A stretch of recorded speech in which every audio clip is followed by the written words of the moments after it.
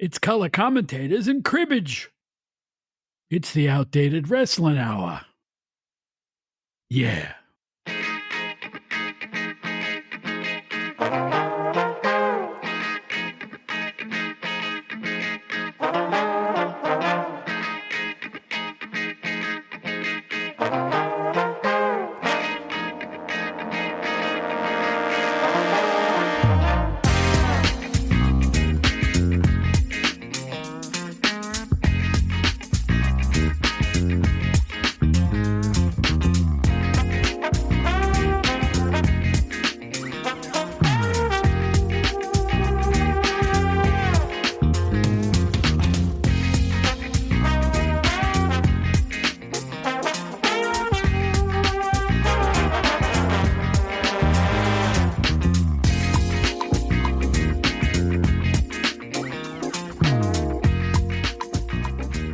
No, seriously, that's a rather challenging game. Hi, everybody. This is Bob Smith, the former, and I mean way former, managing editor of Pro Wrestling Illustrated magazine and all the GC London titles, so fondly remembered from the 70s, 80s, and 90s. And this is the Outdated Wrestling Hour with Bob Smith. We are glad to have you back, and we're glad to have Joe Puccio back. And on this somewhat special edition, they're all special. On this edition of the Outdated Wrestling Hour, we're going to talk about wrestling's color commentators. I think you'll know every name that we're about to talk about, with the exception of maybe one or two that are pretty obscure. But Joe knows a lot about him, and he's a great wrestling writer in his own right. You'll learn all about that. And we'll take a walk down memory lane with gratitude and fondness for the people who made TV wrestling so much fun, so exciting. So, hey, enough of my yak, and here's a quick word, and we'll be right back with Joe Puccio and the color commentators that we all know and love. We will be right back.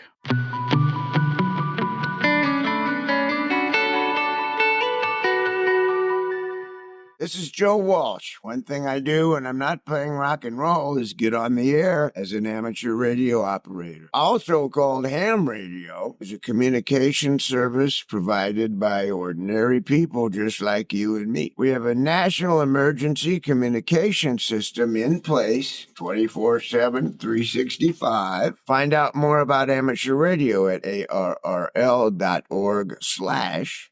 is ham radio? See you on the air.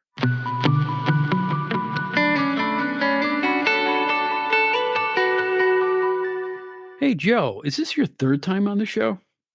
Bob, it is indeed my third time on your podcast. That means you're doing something right, my friend. Ladies and gentlemen, we welcome back to our outdated program here, the one and only wrestling writer extraordinaire, Joe Puccio. How you doing, Joe? I'm doing great, Bob. Thanks so much for having me back.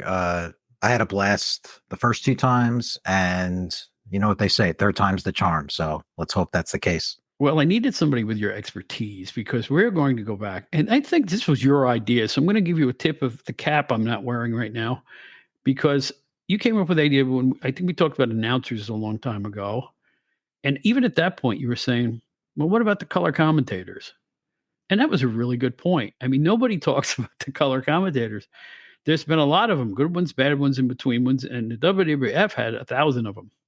So I put on my thinking cap, came up with a long list of people who have been wrestling commentators. And now, Joe, you've researched it too, haven't you?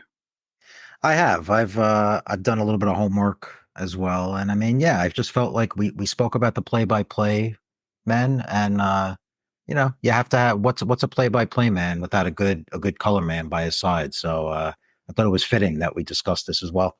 Sure. A question for you before we get started on the names and errors and stuff like that. There's been a lot of wrestling programs. In fact, probably 75% of them in the old days that would just have an announcer.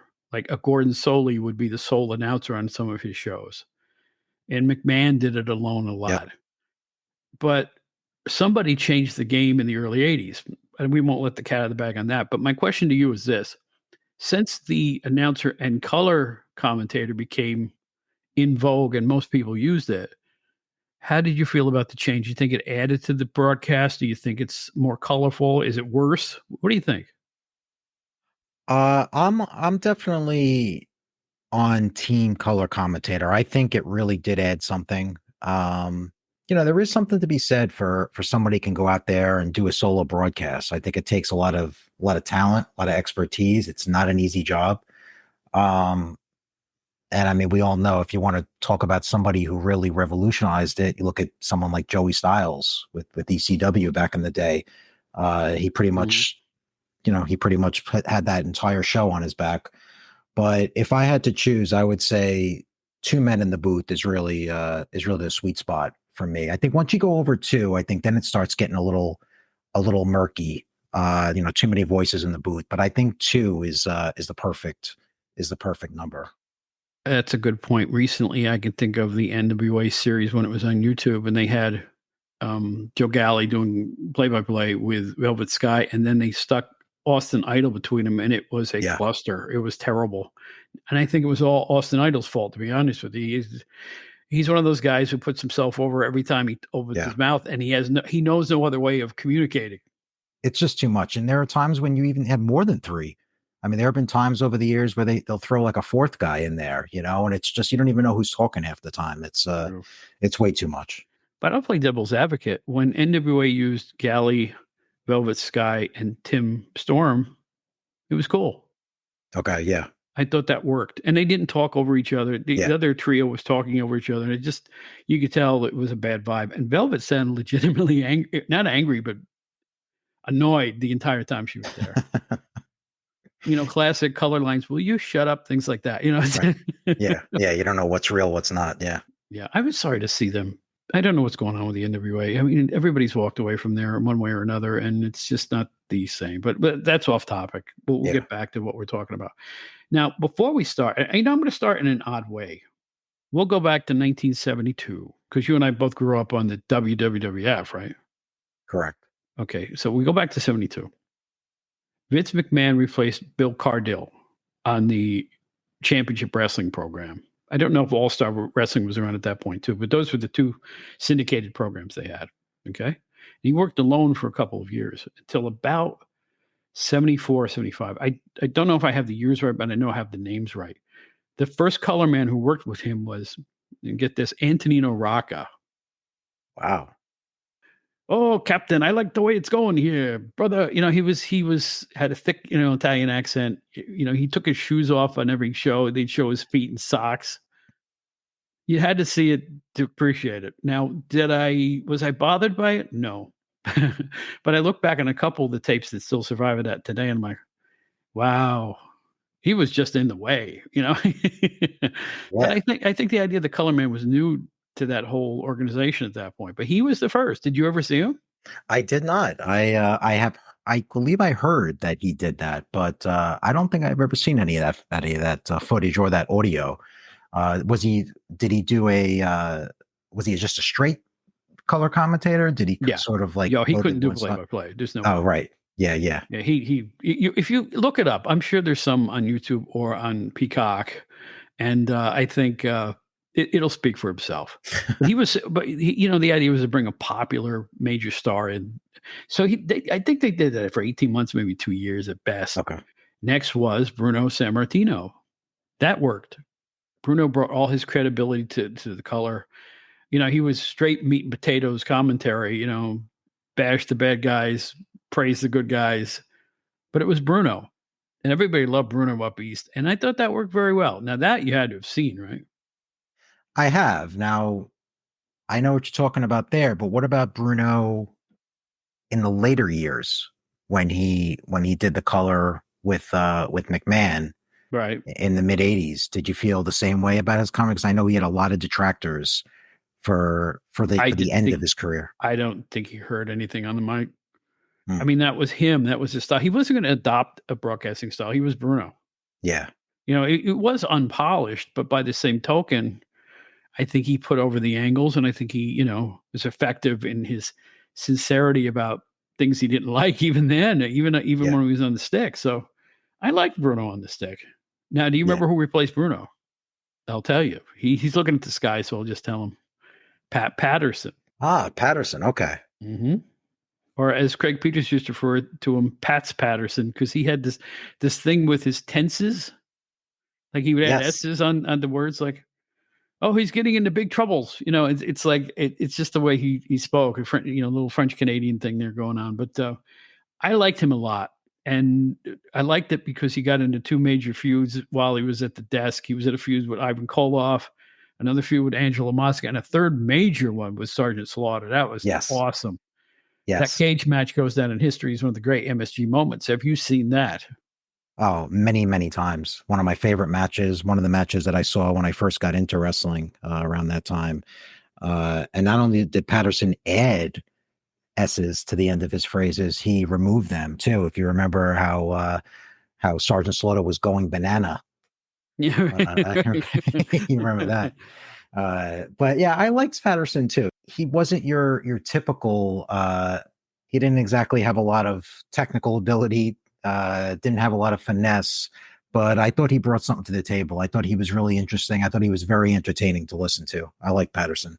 Well, there's the key. I think the key with Bruno and Patterson was believability, and credibility. They had been part of the Ring Wars, and the fact that they were still working on and off. I mean, the Zbyszko feud with Bruno came during the point when he was a color commentator. If he hadn't been there, I don't think the angle ever would have happened. So they were still involved, lacing up the boots. So those were great moments, and that makes them all the worthwhile just from that, doesn't it? They were, Yeah. and I wonder why he eventually left the booth, because I know he obviously went on to work in the office, and he had such a long career with the promotion. But I wonder if it was just that he wanted to they moved him up into a different position, or if they just felt that he wasn't really working.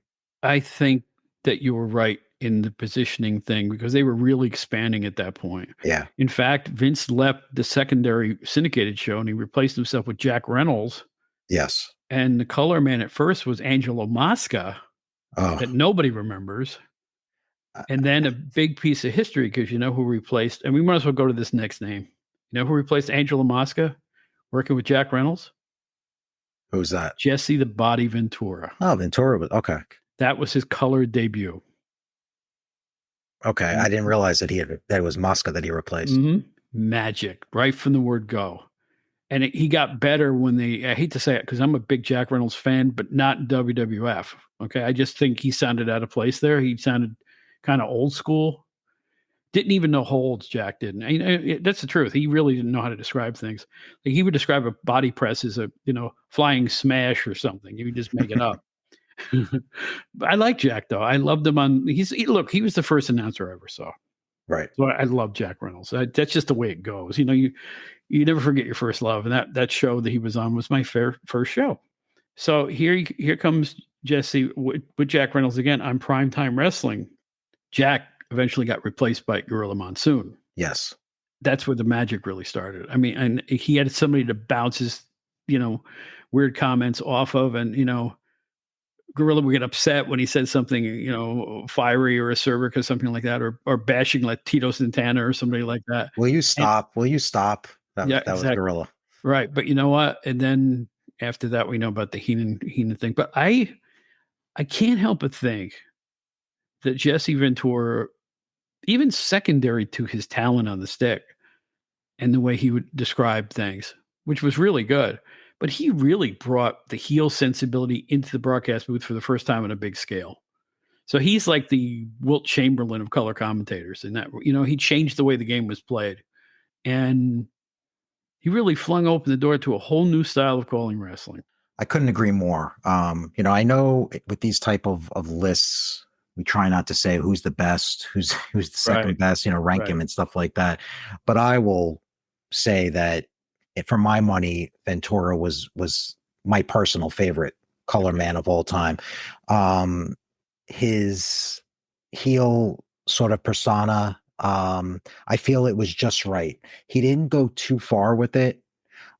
He didn't do things like threaten Gorilla or Vince or anything, so he sort of like didn't do that. At the same time, he added his comedy, but it wasn't over the top comedy. It wasn't like where he was a joke. He could be serious when he needed to. Mhm. I felt it was the sweet spot. It was the perfect foil to whichever straight man he was playing off of, whether it was Gorilla or Vince or whoever. I'd say him and Vince were one of my favorite two-man teams of all time. I just thought they had such great chemistry together. They really did. And, even on the old Saturday Night's Meet Events, those are some of my best memories of those shows. Is just looking forward to seeing the magic happen between Vince and Jesse and seeing what they were going to do to play off of each other. It was great stuff. It really was. Right. And again, nothing against Jack Reynolds, but I think once he had somebody a little meatier to play off of, that's when he really took off. Like if you listen to the early shows he did with Jack Reynolds, he was kind of limited because he had a limited play-by-play guy. And I'm not putting down Jack Reynolds, folks. Jack Reynolds is one of my all-time favorites, but he wasn't WWF style. Right. He was like old school. The good guys are great. The bad guys are evil type of, old sticky, always wear a tuxedo, Yeah. And it's, once he got somebody that had a more similar sensibility, like Gorilla, like Vince, like others that he worked with, took off like crazy. And like I say, that's why I think he's an icon in this regard. He changed the way the game was played, and how they let him go in the first place, I will never, ever understand. But it had to do with him doing other things. And Vince said, no, he said, the heck with you. I'm going to go do them. Yeah. Right. Right. It's true. I mean, they really had something with him. The fact that they let him go for that is pretty unbelievable. But I mean, so many great things about him. Even the fact that while he did sort of revolutionize that heel color guy, he also was able to praise the baby faces as well. As much as he hated them, as much as he went off on Hogan and Santana, Chico Santana, and all these guys, Right. he did occasionally say, "Look, that was a great move and that was a great win," and things like that. So he was believable. He was realistic with it. He wasn't a caricature. He wasn't over the top with it. And let's not forget, he gave us some great one-liners. It ain't cheating if you don't get caught. Mm-hmm. Win if you can, lose if you must, but always cheat. So I mean, those things will really live on. But he was one of a kind. It really was. It really was. Now, I have a list here of people who dabbled as color commentators after he left. Now, this isn't in chronological order, fans, or anything like that.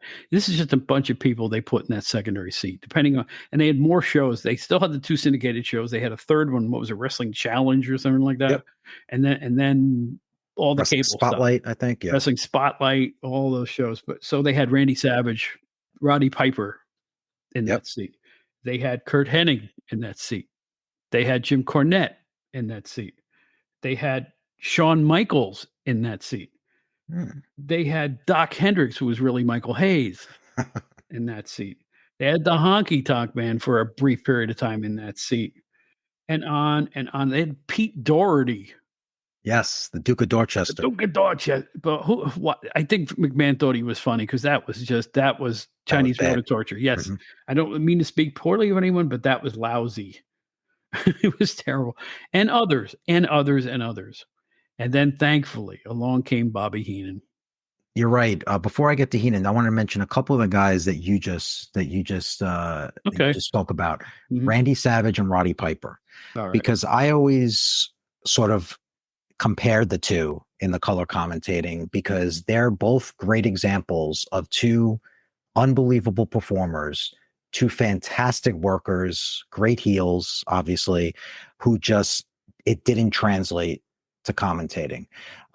As good as Piper and Savage were on promos, as good as they were doing interviews and selling a match, in the booth, it's just they were too over the top. Piper was so grating. I always felt he was on there. He was sort of like cutting his wrestling promos while he was supposed to be critiquing the matches. So I was never a Piper fan in the booth. Same with Savage. Savage, I always thought was just a little he kept that sort of same cadence and the same way he used to do those interviews. So I think it's obviously a lesson that just because you're a great worker, just because you're a great performer in the business, doesn't necessarily mean it's going to translate to the booth. And they were working with a play-by-play guy in Vince McMahon who was learned to be so strident and loud and repetitive. And I actually thought 70s and early 80s McMahon was fine on the mic. I had no problem with him at all. It's when he became a showman on top of it. That shrill laughing, ha ha ha, and laughing at unfunny humor and starting to yell at times. It was an entirely different man. He changed entirely because he was selling at that point. He wasn't commentating; he was selling. Right. Everything from ice cream bars to angles. It's what it was at those times. And it sounded like he was reaching down to the kid audience. To be honest with you. Do you know that they made WWF ice cream bars for 20 years?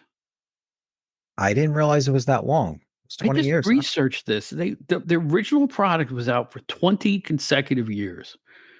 And not that long ago, they tried to revive it.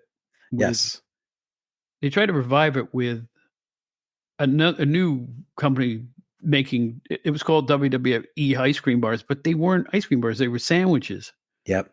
And the 5 fans that bought them went, boo, they're not even tasty. But the original was hung around for a long time. And you know what? Say what you want about them. First of all, they did taste good. Oh, yeah. Secondly, they were really well made. I never saw a messy wrestler. Did you ever see them? Oh, of course. I had them all the time. It was a cookie followed by the vanilla ice cream, followed by the chocolate. Right. Yeah, that was part of my childhood. They were great. I mean, they actually tasted good, and the illustrations of the wrestler was always fantastic. It looked perfect every time. I don't know how they did it. So simple, but like so that? Great. Yeah. That's why they were around for 20 years. Can you believe that? I had no idea it was that long. Yeah. I remember munching out on Miss Elizabeth once, but that's another story. All right. So anyway, here comes Bobby Heenan. Yeah. I mean, look, Bobby Heenan, I mentioned my love of Ventura. I generally put Heenan neck and neck with Ventura. I do prefer Ventura. It's just a matter of taste. But Bobby, what can you say? I mean, he actually is the one that replaced Ventura on Primetime Wrestling, All-Star Wrestling, All-American Wrestling, all the shows. What can you say? What can you say about Heenan? I mean, the guy did it all.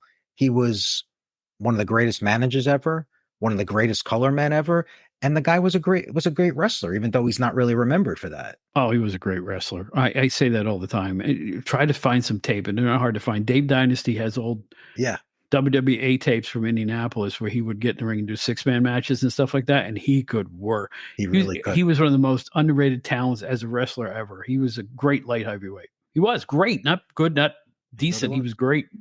Oh, I've seen the tapes. I completely agree. I mean, a great bump taker. Oh God, yeah. I mean, even into his later years when he was managing, I mean, some of those bumps he would take were crazy. I mean, I know he paid for it years later with all his neck issues and what. But ironically enough, I believe he also replaced Jesse Ventura in WCW in the mid 90s. I think that's true too. Yeah. Yeah. Cause I think Ventura was with WCW in, let's say, like 93, 92, 93, 94. And when Heenan left WWF, I believe he was the one that went and replaced him. So it's kind of interesting how that went down. I don't even understand why they were letting Heenan walk away. I just don't. That's old WWF for you. I mean, they'd get problems or money. Who knows what it was? I don't even care, but I just know he wasn't there anymore. Right. And it was never as good for a long time. Heenan was funny. He was smart. He was a wise guy. He could also actually paint a word story about the match too, in a subtle way. Yeah. And he could put himself over without being abrasive about it or without detracting from what was going on in the ring. That's a skill. Boy, was he born to be in wrestling. I can't imagine him doing anything else. Right. Bobby Heenan. I mean, one of the all-time greats. I mean, shoot. We talk about the top 10 wrestlers of all time and everything like that.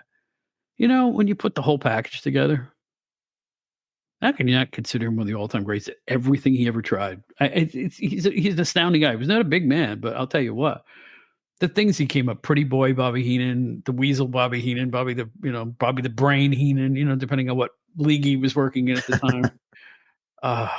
And sold a lot of magazines for my ex company because, all those bloody covers in the late 60s, early 70s. Need some blood? Here's Bobby Heenan. No, you're right. You're right. And I think you hit the nail on the head too a few seconds ago when you said that he was able to sell himself, but he wasn't taken away from the wrestlers in the ring. Mm-hmm. And I think that is such a key to the art of being a color man as well, is that you have to be entertaining and be able to sort of get yourself over enough to where you're respected in the booth for your insight, but you can't do it at the expense of the talent, And I think that's one of the talents that Bobby Heenan had. You could be a famous wrestler and a great wrestler and still be not suited as a color commentator. I remember watching John Tolos, who is an all-time legend. Yep. On a couple of different, for California Championship Wrestling and also for the UWF. And it was excruciating. He just puts himself over and over and over and over. Not suited for it. They only knew one way to do. He was just doing his own promos constantly. I mean, God rest his soul. He was a great guy and a really, really influential wrestler. But you know what? Even some of the best aren't good color commentators. Yeah, you're right, John Tolos. Whenever I hear about him, it just brings back memories of him entering the WWF back in the day, and they wouldn't even let him be John Tolos. He was like a coach, I think, if you remember that. But no, you're right. It just does not always translate. Doesn't translate. We'll have some more of those on here too. Jim Cornette, born to do that too. He gets fired for doing it, but he's still born to do it. He just, he's the king of the one-liners and somewhat questionable joke choices. But if I was starting a wrestling show and he would work with me, I would hire him immediately. That's just me. No doubt. A lot of what he says, I'm not sure if it would fly in 2024, Well, we see what happened when he was with the NWA. Right. So that's something to consider, but there's obviously nobody like Jim Cornette. Some of my greatest memories of him in the booth was like I want to say 1988, 1989, when he was with Jim Crockett Promotions, and he was with Jim Ross, and he was the perfect foil. What a great antagonizing Ross in the booth. And it was just so good. There's only one Jim Cornette, and he's still out there doing it. The only difference is now he's doing it on a podcast, in the podcast world. Yeah. And doing it awesomely. I don't know how else to put it. I'm the biggest fan. He's one of the best. I mean, how can you deny that's a tremendous program? Jim and Brian Last and the two shows they do. And come on. They are the standard, and I don't see anybody chasing them down that hill anytime soon. So it's just the way I feel about it. Here's the thing about Jim, too, on color. What he could switch on a dime and just go straight into match psychology talk and not reveal what's going on. He knows what's happening in the ring and why it's happening, but he could go along with the action in the ring and make it sound like he's surprised at something, or that's the best move I ever saw. He could go straight commentary, and I didn't even know he had the ability to do that. He would stop being Jim Cornette and turn into a sports announcer. Yes. And I found it to be really, really impressive about him. I can see that. Yeah, definitely a skill. Definitely a skill that he had. It's a shame that he didn't do it for longer. Obviously, he did so many different things in the business, but I would have liked to seen him have a little bit of a longer career. He dabbled in it over the years. I think he even did it in WWE for a while, right? For a little bit. But here's something that everybody forgets. An underrated show, the first attempt to take women's wrestling into an hour syndicated show that was serious, the LPWA. Joe Pedicino was the host, and the color man was Jim Cornette. And it was really, really good. And they had real, named female wrestlers, everybody from Susan Sexton to, I think Tina Ferrari was a different name there, but she was a serious athlete, not just a glow girl. They had, Terry Power, who later became, I think, Tori was her name in the WWF. That's right. Big Oh, girl, okay. Yeah, yeah, very yeah. big and strong, and a bunch of young wrestlers. Reggie Bennett was part of that league. The list goes on. They had a lot of the veterans that you would know. Magnificent Mimi was there with a manager. It was serious, though. It wasn't like Glow at all. And I don't think Cornette would have done it if it was a cartoon show. That's interesting. I don't think I've ever heard Yeah, any of those those tapes have tapes. got to be somewhere, and you'll be Yeah, impressed. yeah, And you know what? If Jim Cornette would not only say yes to it, but excel at it, it had to be a good show. He's not going to do crap. All right. correct. Yeah, He's not capable of doing crap, too. That's what I love about him more than anything else. If something stinks, he won't do it. right. Period. He'll say that's the fucking stupidest thing I've ever heard, and then that's it. He's not going to do it. I love that about him. How many people have sold out for a few bucks? I mean, that's what it is. I mean, he has his standards, and say Mhm. what you will about him, he has his detractors. I don't agree with everything he says, but I respect that he says it. That he says the way he feels. I mean, that's the way it should be. You know what I love about him? On the podcast, he's still standing up for wrestling psychology Yeah. as opposed to showbiz, as opposed to TV writing, as opposed to the Vince Russo style, Crash TV and all that stuff. I'm not putting Vince down. Yeah, No, I know what you mean. but I think back and I have some old tapes of the Russo era, and I'm like, what in the world? It's just none of it made a lot of sense. But anyway, we're off topic. But they go for Jim Cornette. Just master whatever he tries. He's got the touch. Agreed. And I hope a lot of people also remember Paul Heyman doing color commentary Yes. for both of the big two. He was a different guy on commentary. It was almost Heyman? like he was a different person. You would forget the old Paul E. Dangerously telephone guy. Mhm. And when he did commentary, he was straight at it. I was going to say the same thing. He was very analytical, Mm-hmm. and he almost came off as a different person, like a different gimmick in the booth, and it was a good thing because I think he switched it up for that, and I think he did a great job at it. I agree with you there. He just had a great knack for getting over the characters, for getting over the angles, getting over the story, analyzing what was going on in the ring. Just like Cornette, Heyman started as a wrestling photographer, had been in around the periphery of the business for a long time and knew everybody and knew the psychology backwards and forwards. One of my best times ever talking to Paul Heyman was he was booking IWCCW for about, I don't know, a few months. And he would call me on the phone and he'd tell me about the angles. And he did it with the enthusiasm of a teenager. He was like, here's what we're going to do. We're going to do different things than the Savoldi's used to doing. We're going to do this, we're going to do that. And I'm like, wow. Yeah, it was hearing him talk about wrestling psychology and what he could come up with on the fly. Yeah. People forget that he did booking in Continental. He did IWC. You can't even imagine him doing IWCCW, but he did. And involved with the early NWF, I guess the wrestling promotion, whatever that was. He had a lot of, thinking caps on long before he became Paulie Dangerously on the big stage. Born to do it. I don't think he does anything else in his whole life but wrestling. I can't imagine him doing anything else but wrestling. And he is a Hall of Famer. There's no question about that. He is a newly crowned Hall of Famer. Yes. It's almost sobering how old I am. No, I'm thinking of him at being his age and accepting the award, and it's like, wow, that time flies. I remember skinny, long-haired, mulleted Paulie Dangerously, and now he's, He is not like that anymore. No, not at all. I don't think. No. All right. Jerry Lawler. Oh, yeah. Made for Jim Ross, and Jim Ross was made for Jerry Lawler. And that was the team.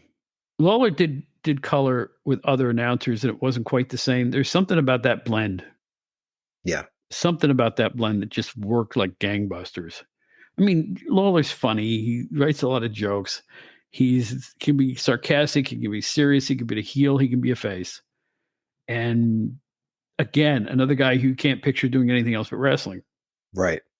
And that was a magic team, Jim Ross and Jerry Lawler.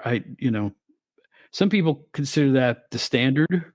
Again, I'm not going to rate anybody because I enjoyed all these people for different reasons, but they were great together and they were together a long time. And remember when Lola left, they had some kind of problem with Stacey Carter or something like that. Yep. And he left for a while and then they brought him back. Remember the reaction?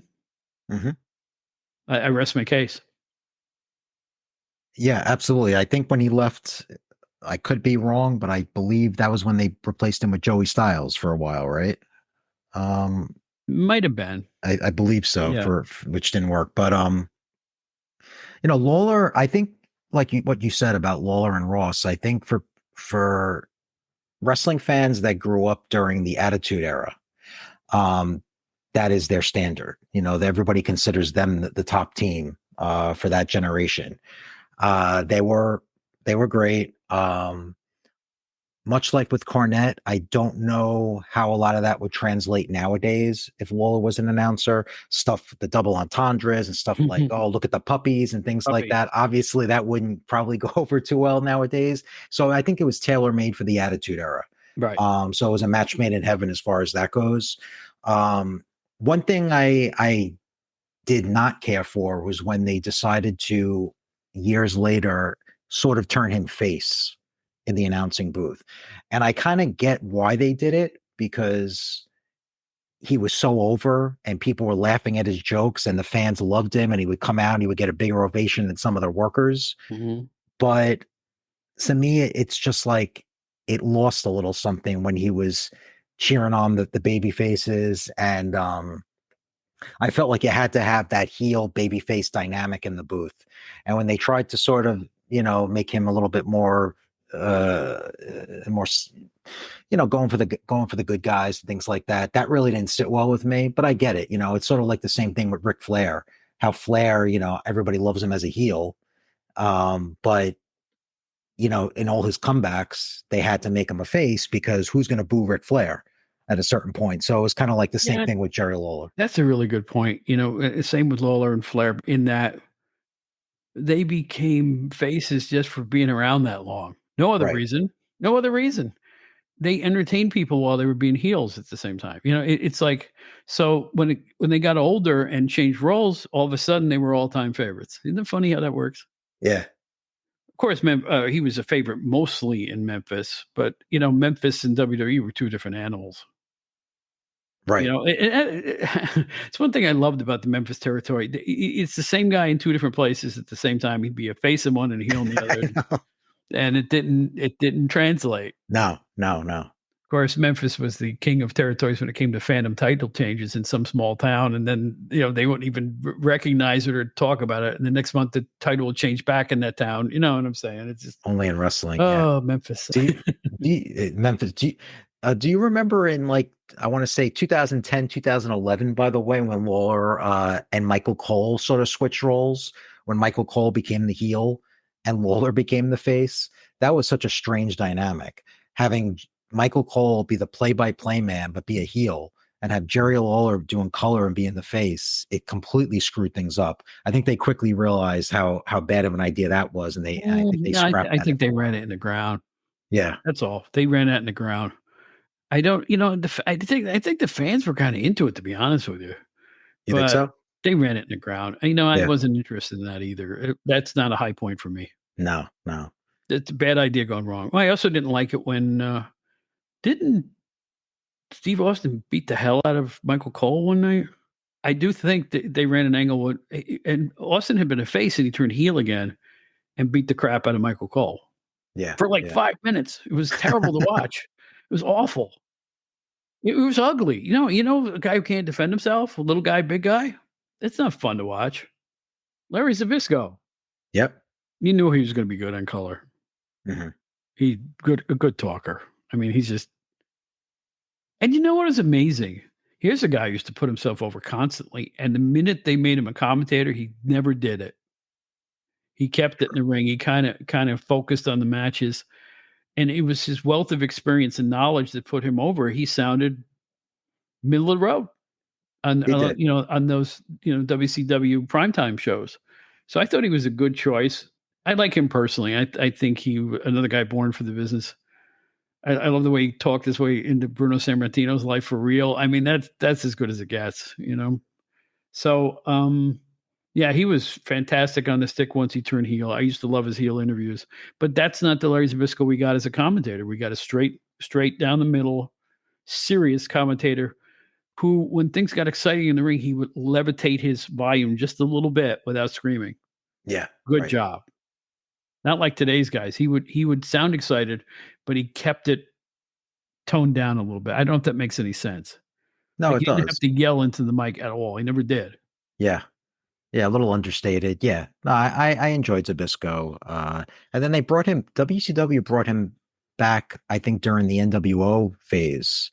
Yes. And he was you know, he was a good guy to have in the booth, outraged at all the NWO and Hogan turning and Nash and Scott Hall and all that. But I think he did a very good job.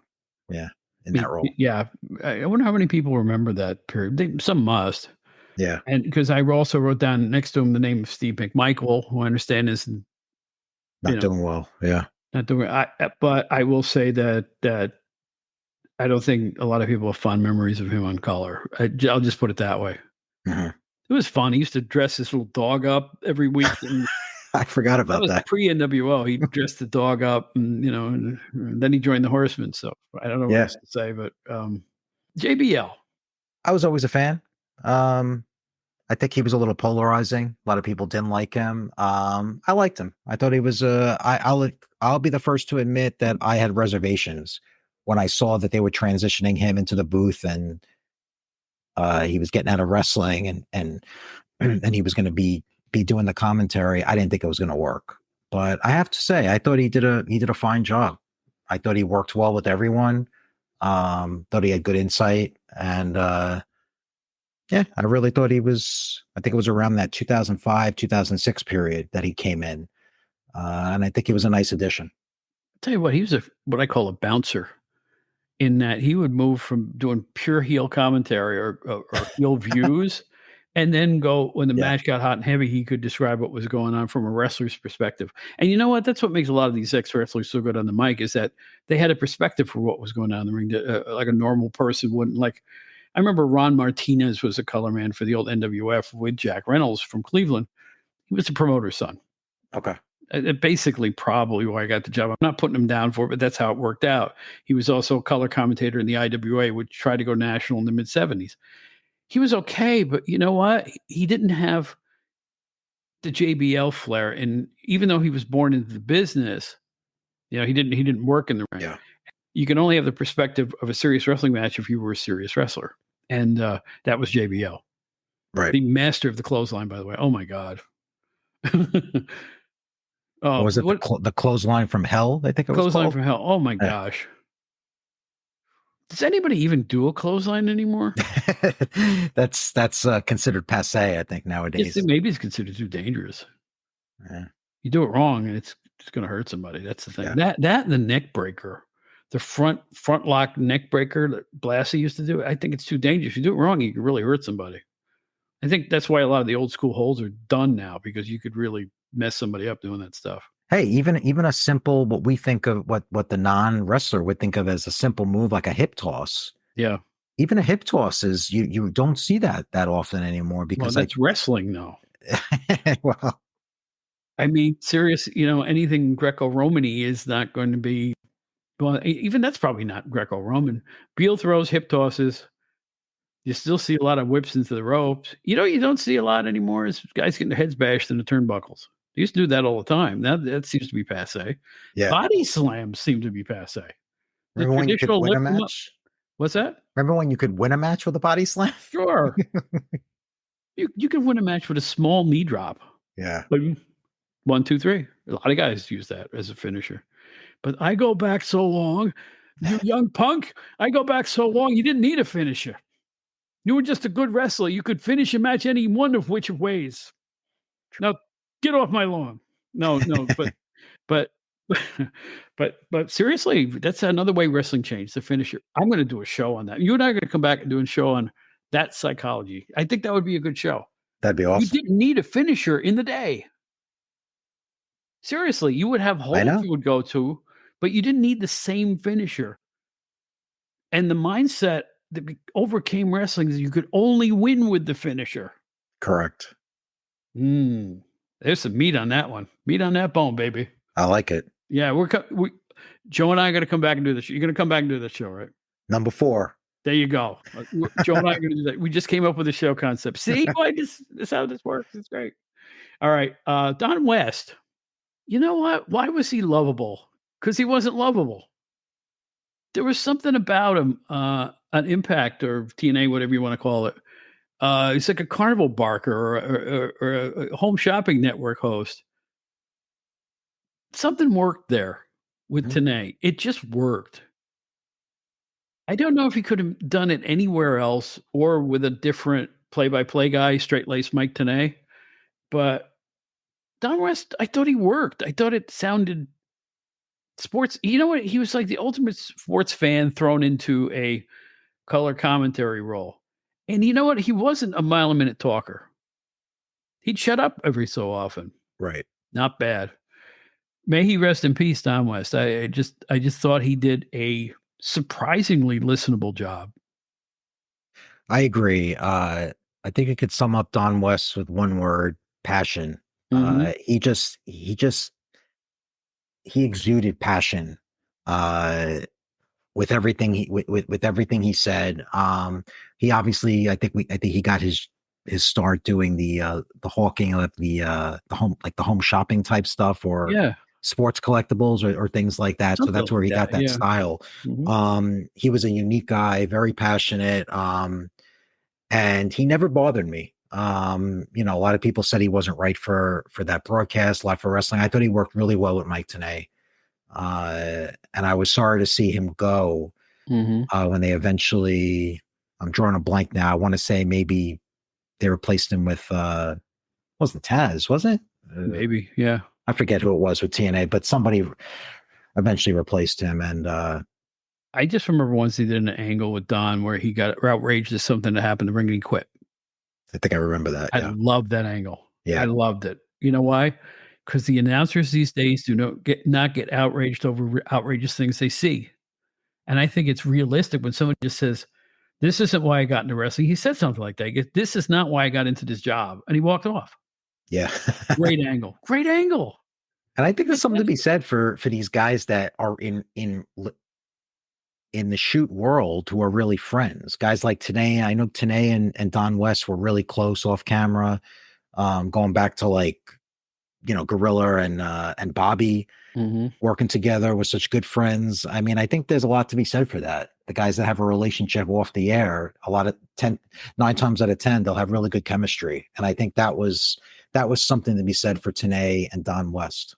Well, the old school wrestling, let's say suit and tie guys who weren't wrestlers but worked in the organization. It's like a guy like Howard Finkel would have 2 jobs. He worked in the office and he was an announcer.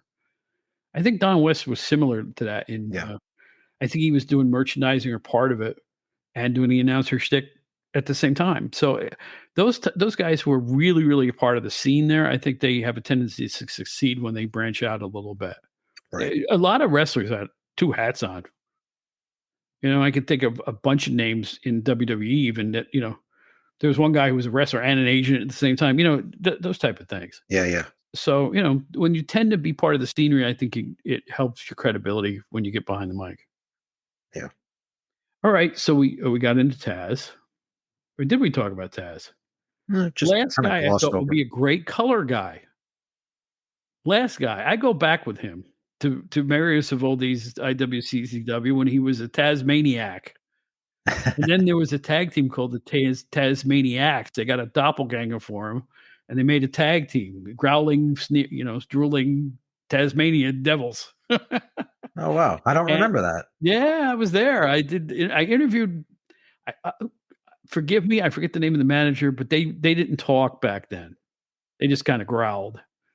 And the caveman look and the whole thing. And, well, thank you, ECW, for seeing the talent in Tazz and getting him out of that shtick, shortening his name and letting him be him, because he's got that Brooklyn accent. And Brooklyn accents don't usually go over, but in this case, it worked like gangbusters, didn't it? Yeah. Nobody sounded like Tazz. Nobody Yeah. thought like Tazz. Wow, was he good? I mean, he's one of my all-time favorites in a personal level because I knew him I knew him in the early days.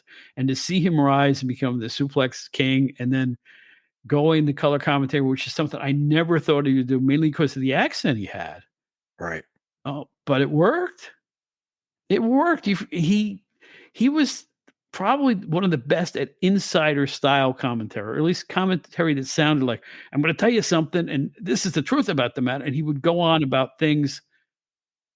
Again, he wasn't putting himself over, but because he knew everybody he was commentating on, he had a different perspective on the wrestlers than most guys did. Couldn't have been better.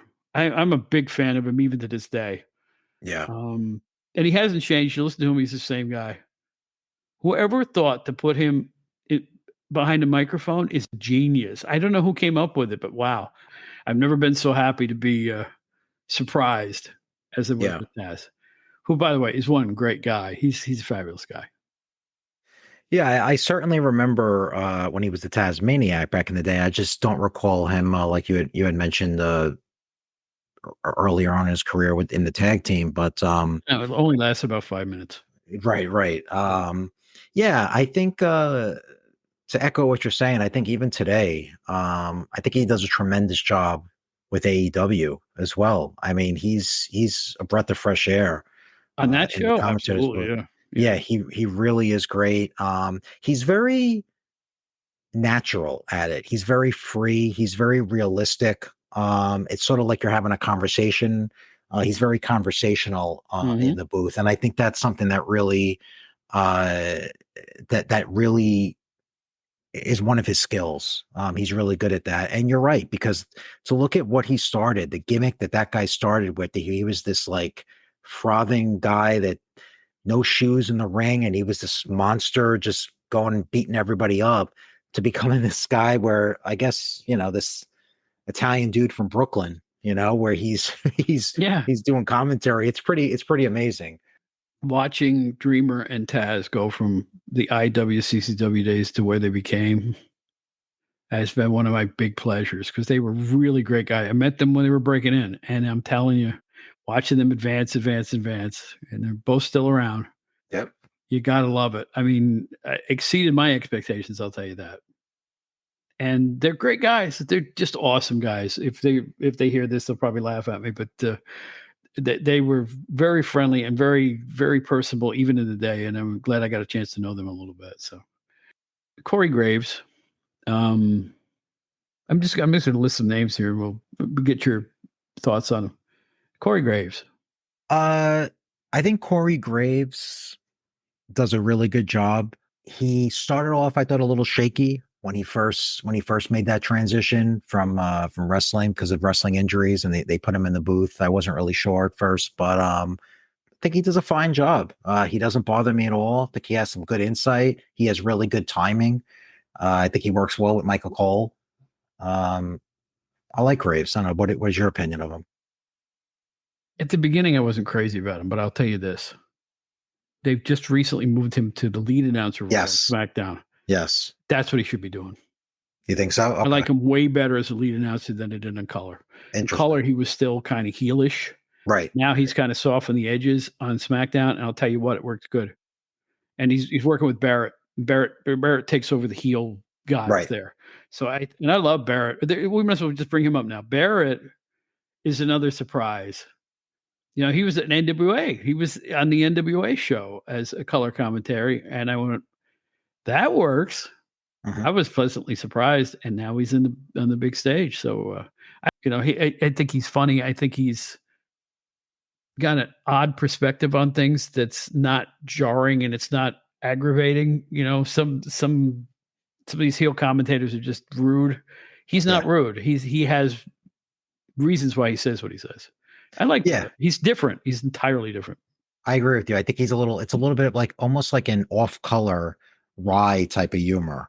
And I agree. I like him a lot. I think he does a good job in the same sort of like the same feel of a Nigel McGuinness.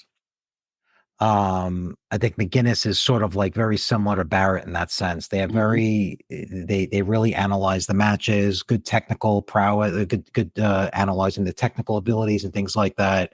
I think they're very similar in that sense. Good sense of humor. Sometimes you don't even realize they're telling a joke until a few seconds later, and you think about it. You're like, oh, that was a that was a joke. It's not right in your face.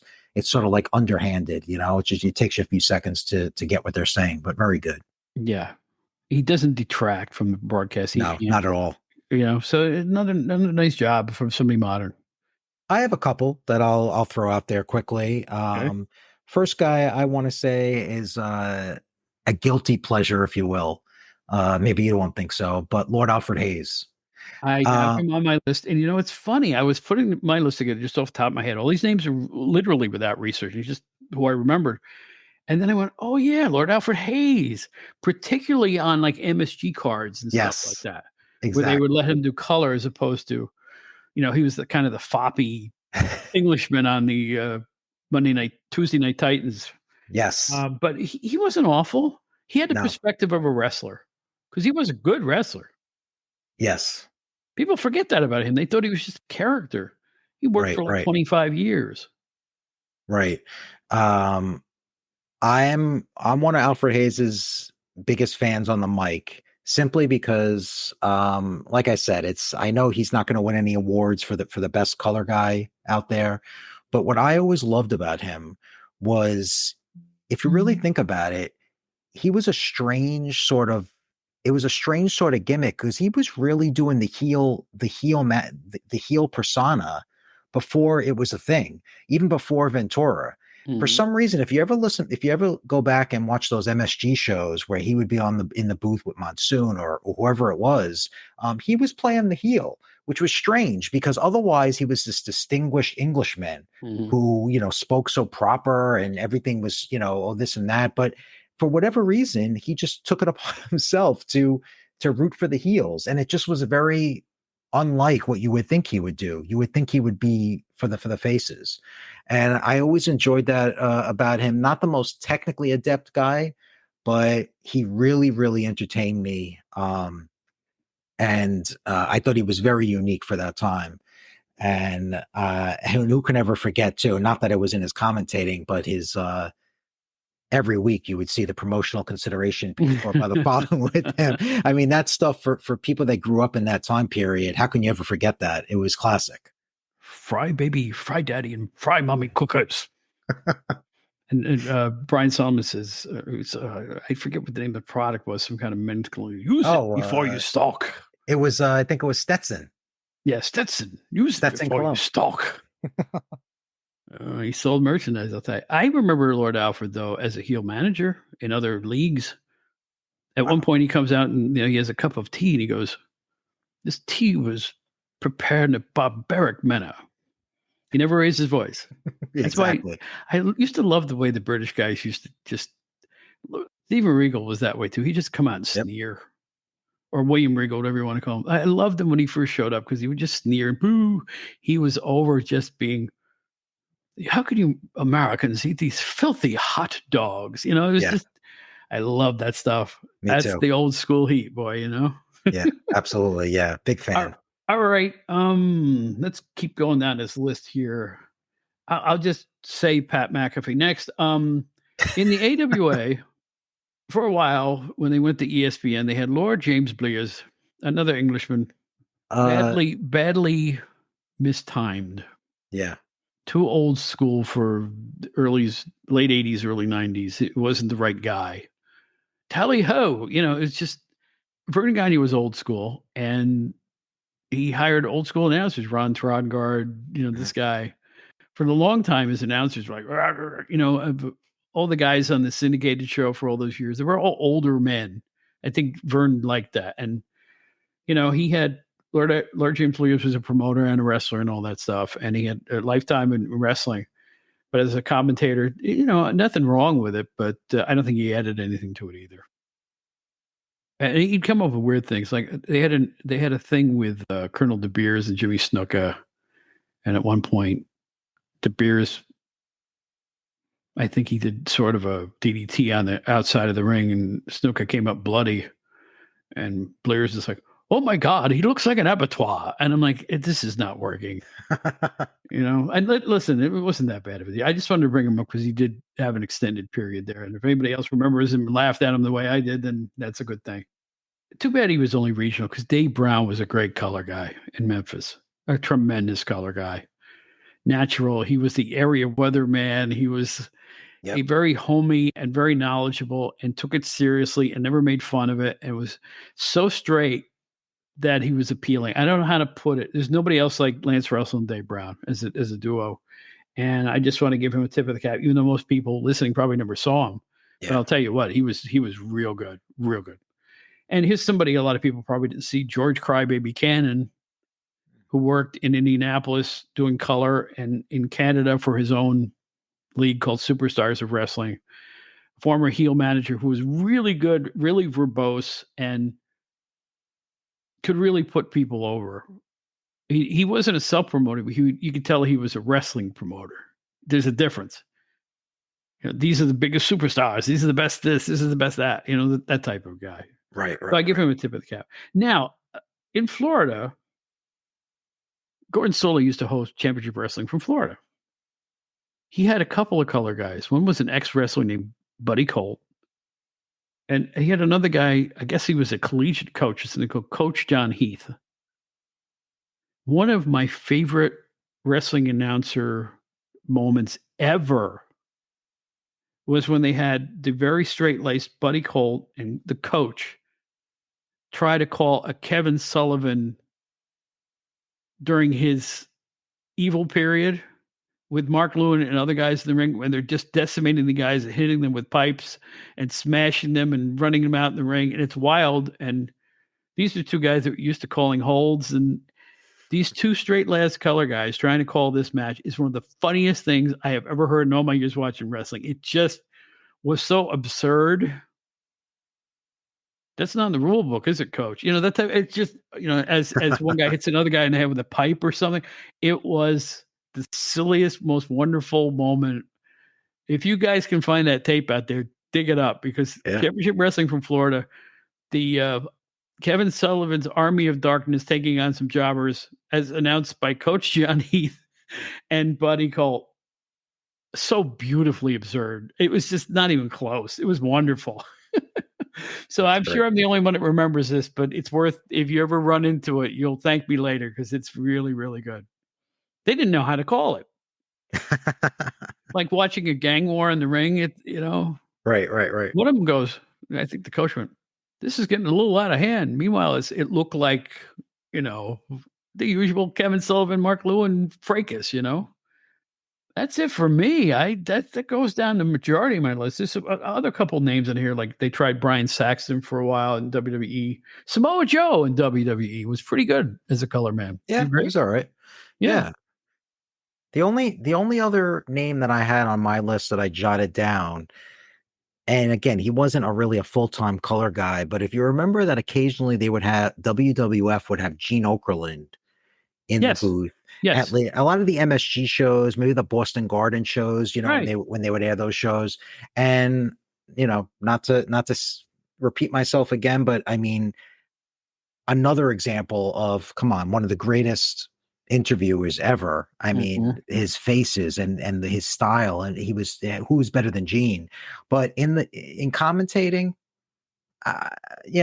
didn't really have it. It was a little off. It didn't seem like he ever really found his footing.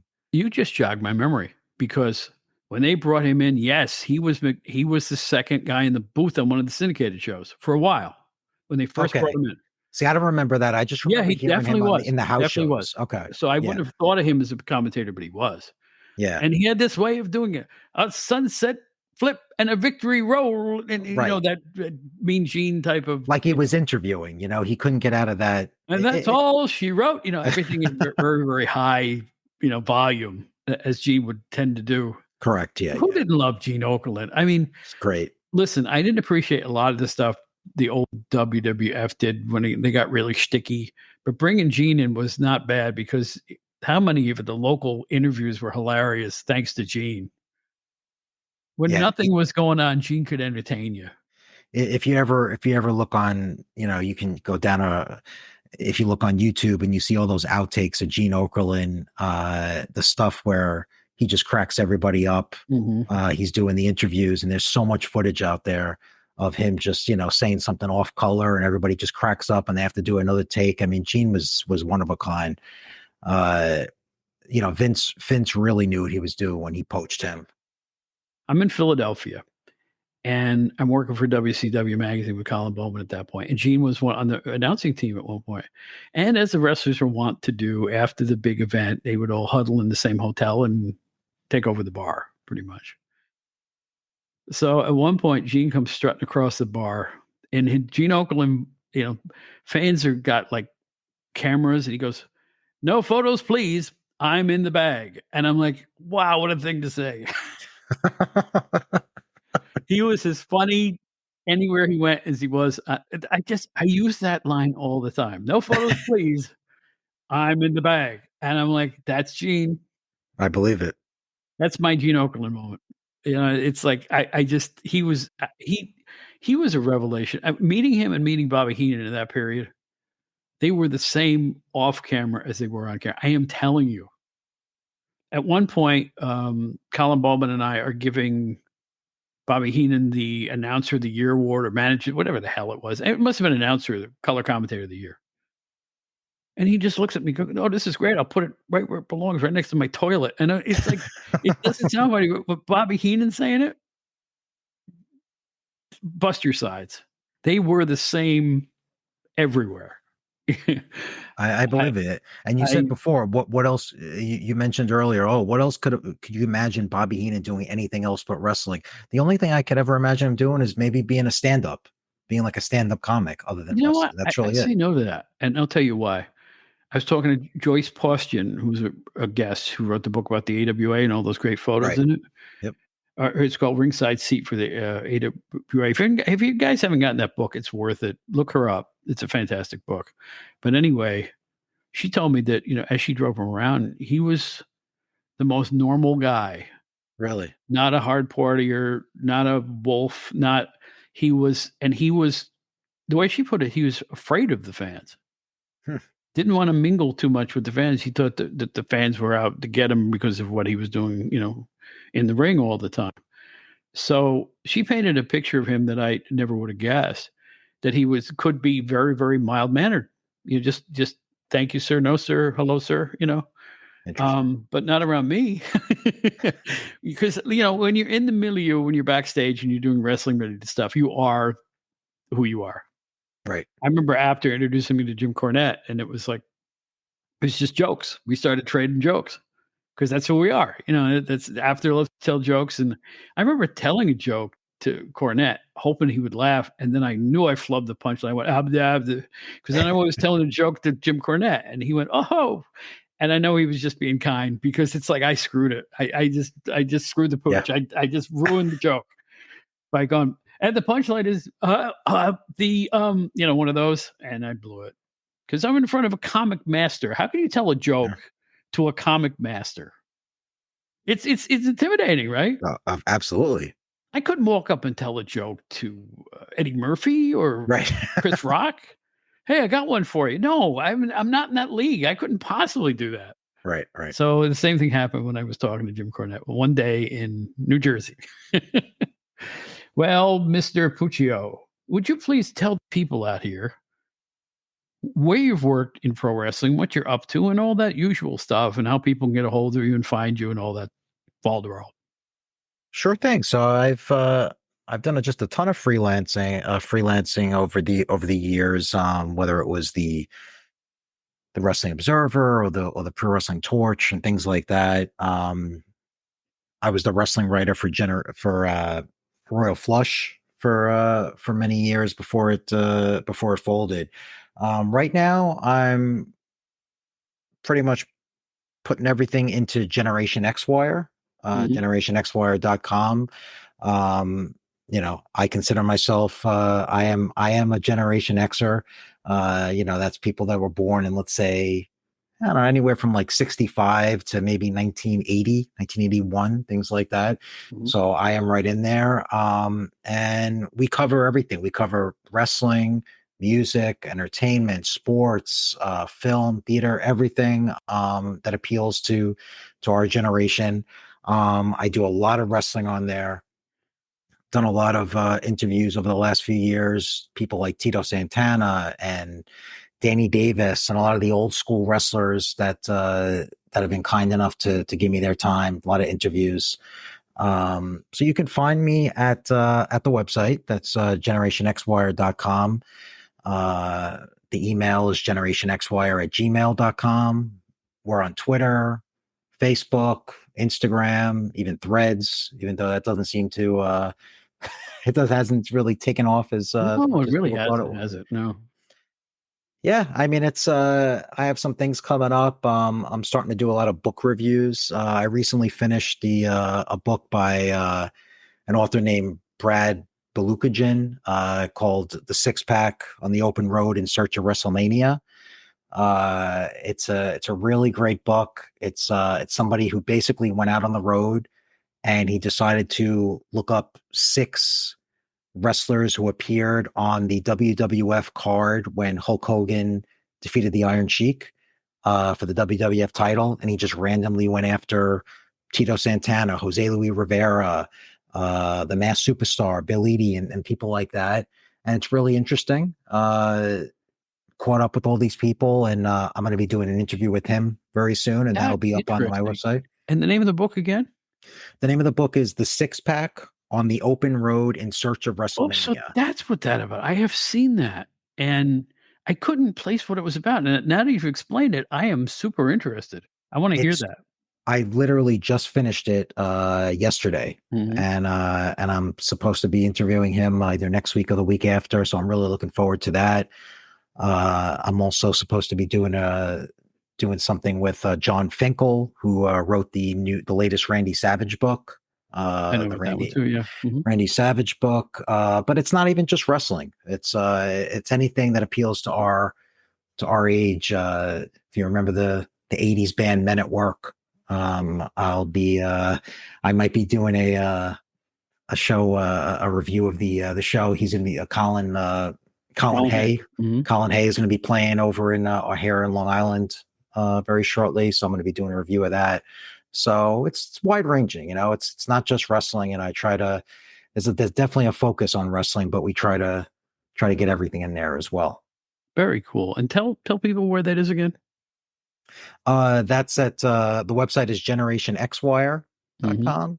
And yeah, if you go to the website or you look us up on any of the social media, it's under Generation Xwire and all the social media outlets. But we would love to have you visit the site, and you can contact me through the site as well. There's a lot of interesting content on there.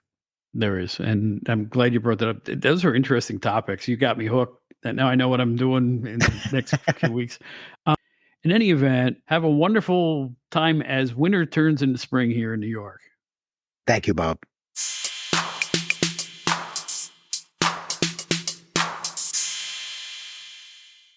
Ladies and gentlemen, Wrestling Fans International Association is back. That's right, the premier fan club association of the 1970s and 1980s has been revived and is back in business. Join today. It's free at thewfia.org.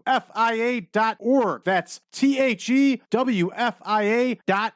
You can also join us on Facebook at facebook.com/groups/WFIA 1969.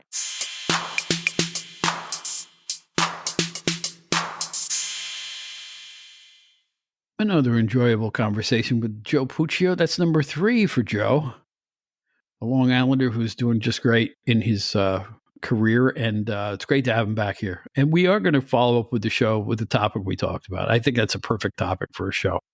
We just come up with this stuff. It's, great minds and all that, Outdated Wrestling Hour.buzzsprout.com. That is the website. You can listen to every one of our shows by hitting the buttons on there. Beep. They're all right there. You don't have to mess with nothing. You don't have to turn on an app. Although if you do like apps, we're on all the apps. that I can think of when it comes to United States podcasting. In any event, just type in Outdated Wrestling Hour on your browser and news and information about the podcast will come up if you can't find us. But if you can find us, you'll find us on Spotify. And I keep wanting to say Google Podcasts. That's over now. It's now YouTube Music.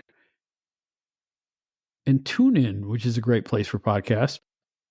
And Samsung News and Podbean and Podbay. Go down the list. Listen Notes. We're on every one of them you can think of. And a few that you can't think of because you've never heard of them. Write to us at outdatedwrestling@gmail.com. Queries, complaints, whatever you have to say, please get a hold of us. You're more than welcome to talk. And usually I do write back. In fact, I write back to everyone if I can. It's my schedule is nuts, but I do try to converse with everybody. OutdatedWrestlingHour.buzzsprout.com is also the place where you can join the Outdated Wrestling Hour fan club. You can read all about it on that page. You help us continue on with this silly little show, and we do have online get-togethers and other things. Like I'll try to write an article once in a while to keep my chops up and maybe entertain you with that. And also, we tend to give a prize away on every one of our Zoom-style meeting get-togethers. So it's OutdatedWrestlingHour.buzzsprout.com for our fan club. Find me on Facebook. I'm singing with BB King on the lead page, babies, for sure. I am also on Twitter. I am also, I think that's Bob Smith NYC on Twitter, I'm pretty sure. I'm also on something else. I don't even remember. I am so busy these days putting these shows together and traveling about here and there and to and fro all the live long day that I am burning out. I'm getting crusty, baby. I'm like an overdone grilled cheese sandwich. I'm like, whoa, it has been a really busy month. But you know what? If I wasn't busy, I wouldn't be as successful and happy as I am right now. So I want to thank each and every one of you for coming back and listening to this show week after week. We really appreciate it. And I will let you know if there's changes in the schedule coming up. There may be a occasional week off. We have a lot of more great guests for you to hear and a lot of more great experiences to remember with all of you. I like looking back with fondness at the wrestlers and wrestling events that we all enjoyed back when stuff was fun. You know what I'm saying? I want the fun part. I don't care about the backstage controversies, that ridiculous situation that's been going on the last few weeks. I just want to have the fun and the memories and give thanks to all these great stars that we used to watch and enjoy. And I hope you continue to listen and enjoy to the Outdated Wrestling Hour. My name's Bob Smith. We will see you next week. Thank you from the bottom of my heart, and I wish nothing but peace, prosperity, and love to every single one of you. And I really mean that. We'll see you next week.